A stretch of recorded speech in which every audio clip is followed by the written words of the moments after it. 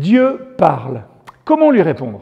Comment lui répondre, par exemple, dans les bons moments, quand tout va bien? Parce que, soyons honnêtes, souvent, quand tout va bien dans notre vie, nous avons tendance à prendre les bénédictions de Dieu pour acquises et à oublier de le remercier.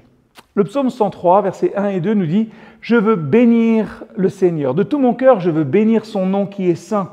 Oui, je veux bénir le Seigneur sans oublier aucun de ses bienfaits. » Le psalmiste nous rappelle ici de diriger notre gratitude vers Dieu, de reconnaître ses bontés et de le louer pour toutes les bénédictions reçues. Et donc, la bénédiction et la louange, la reconnaissance doivent être une réponse constante dans notre vie, parce que c'est ça qui finalement nourrit notre relation avec Dieu et c'est ça qui nous aide aussi à demeurer humbles et conscients que nous vivons par sa grâce.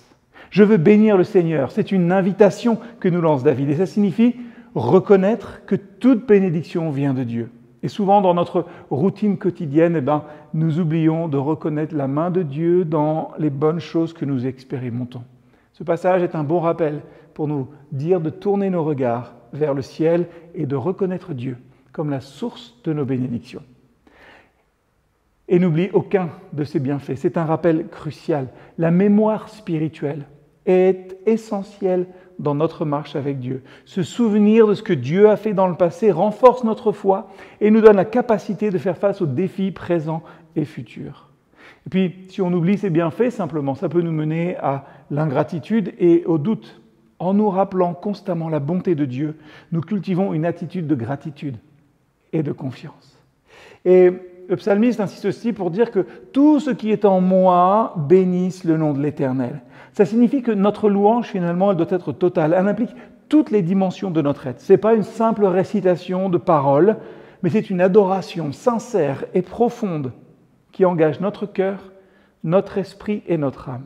Et c'est ça, finalement, qui a une vraie puissance dans la louange transformative, parce qu'elle nous recentre sur Dieu et pas sur nous, et qu'elle nous permet de vivre dans sa présence.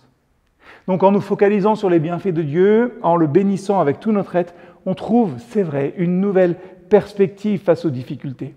La louange a le pouvoir aussi de chasser le découragement et de renouveler notre esprit.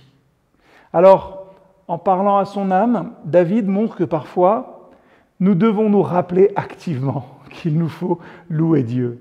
Il y a des moments où ça ne vient pas naturellement, où l'envie de bénir Dieu n'est pas là, surtout quand on est face à des défis. Et dans ces moments, il est important de nous rappeler ses bienfaits et de choisir délibérément de le louer. Cette action de notre volonté peut raviver notre foi et transformer notre perspective. Et c'est avant tout aussi une vraie réponse à l'amour de notre Dieu.